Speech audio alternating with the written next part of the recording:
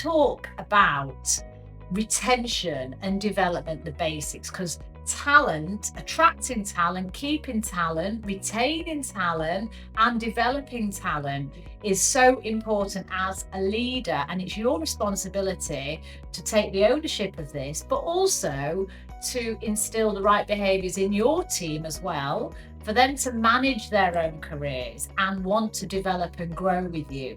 So let's cover off some of the basics when it comes to retention and development. Now, one of the absolute masters of management consultancy was Peter Drucker, no longer with us, but you will see from Peter Drucker, he's got multiple books on leadership. And one of the things that he says, which is a real watch out for all of us, is succession planning often results in a selection of a weaker representation of yourself, right? Now, that's the danger we do not want to get into. It is so important that we leave our egos at the door. Don't let your ego get in the way of creating a real strong successor to replace you. And of course, for every single of your direct reports, we need to know who will succeed then in their roles when they're ready to move on, or when an opportunity might come along, or something might blindside us, which means we need to take action and fill a role. So succession planning is about being ahead of the game.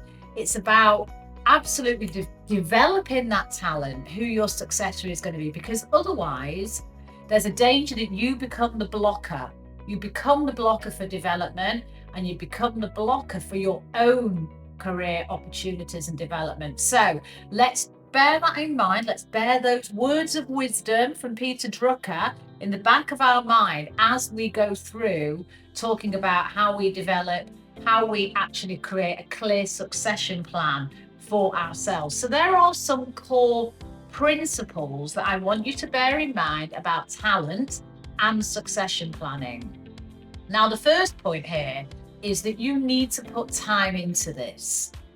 You know, it's not something that just happens without any effort, but it really does. One, it creates the right career trajectory for people on your team.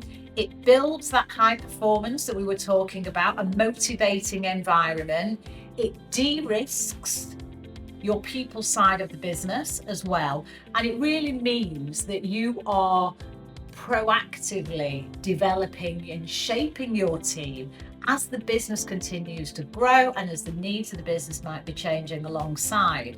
So super important, you know, and remember that phrase that we had in one of our earlier modules around people join brands, but they leave bosses. And, you know, 1 out of 2 people leave an organization because they're leaving their manager or their boss. All right. So talent and succession planning, making sure there's a clear development path that people want to stay in the organization and continue to grow, learn, and add value is absolutely critical. You know, and what I would say with all of these areas is that you can never over communicate, right? It's always great to keep the dialogue open when it comes to these things. So I'd encourage you to do that.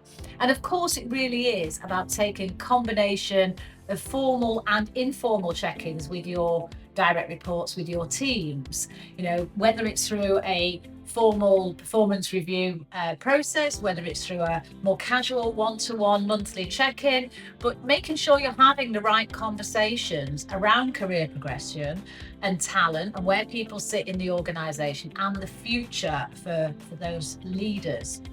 We're building future leaders of the organization here, of which you are also one. You may be ready to become the CEO in a few years, who knows? But career progression is so important. So what you want to be doing is absolutely instilling the values and behaviors that you expect from your team in this area. Identify 1 to 2 successors for yourself so that you don't become the blocker to progression. Who will be taking over your role? Remember, a great piece of advice that I was given by a client of mine, actually, when I was working with them, was that, we are all custodians of a role, right? We're custodians. We will move on to do other things. So whilst we're in that role, we want to make the biggest impact, but it is our responsibility to pass on the baton to somebody else. So as a leader, this is your role to take forward, which is why we have a dedicated module on this, so that we can really support you with that process. So let's move on then. Retention matters. Now, we've talked about recruitment and pipeline. We've talked about a bit about retention and development, and we've talked about reward and recognition. But specifically here, I'm going to hone in on that retention and that reward piece. And there are some stats, right, just to emphasize the cost, not just the actual financial cost of someone leaving a business, but the broader cost of losing talent out of your organization. So we want to retain our talent, and we want to develop our talent so they can continue to grow with the organization and add value. So some of the stats really are quite shocking. So when you look at this, the average staff turnover in the UK is 34%. 34%, that's a high percentage, isn't it, of people kind of turning over in a role. Losing a single employee, it can cost you up to 90 to 200% of the annual salary, okay? And that's a combination of costs. Recruitment costs, headhunter costs, onboarding costs, training costs, you name it. Lost productivity as well. And 82% of early career talent say that visible development opportunities are an absolute must when they're choosing an employer. So remember, when we're bringing people in, they're also choosing us. So what development programs do you have in place in order to attract talent to join you in the first place? Because the thing is about talent and talented people, they're ambitious, and you have to be able to provide those opportunities. Otherwise, they will leave and go elsewhere. Okay.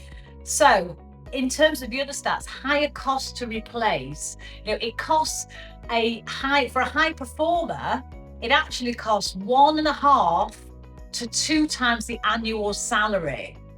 And if we're talking about executive level, it can cost up to 400% of an annual salary to actually replace someone, and to, the lost productivity, etc. So important, because the numbers are eye-watering actually. And, when it comes to retain, develop, reward, we have this cycle, don't we? We're bringing people in, we're retaining them, we're developing them, we're rewarding them. And you can see here on the slide some real detail on things for you to consider in each of those 3 core parts of that employee journey that we have spoken about when we did the foundations of team in module 5. So, we want to retain people. We want people to stay with us and grow with us. The development, and of course, reward comes in, not just monetary reward, but recognition as well. So there are so many different aspects, but take your time, have a look at that slide, and then we'll move on from there. Okay, some other things to consider when you are looking at talent and how you provide the right opportunities for people. You need to take a lens at your leadership style as well, right, through all of this. Now, we've touched on this before. We've done a lot on leading yourself. But here's the thing. If you are quite an autocratic leader, quite a controlling leader, for example, I'm not suggesting you are, but if that was one of the leadership styles and traits that someone had, that can often mean that if someone is quite a creative person, needs a lot more flexibility and autonomy in the role, that might mean that leadership style actually really doesn't gel. It doesn't work for that individual, and they may end up leaving. So when we're talking about retention, development, talent mapping, you also need to take a look at your leadership style, and are you providing the right environment, the right space to grow? Are you communicating in the right way? Are you letting go? Are you delegating effectively? in order to provide those growth opportunities for your team. So have a little think about your leadership style as well with this. Culture, we've mentioned a lot already. We did a specific module on culture, didn't we, earlier? So again, that has an impact on how people feel, whether they want to stay in an organization or not. And of course, the working environment that we provide too.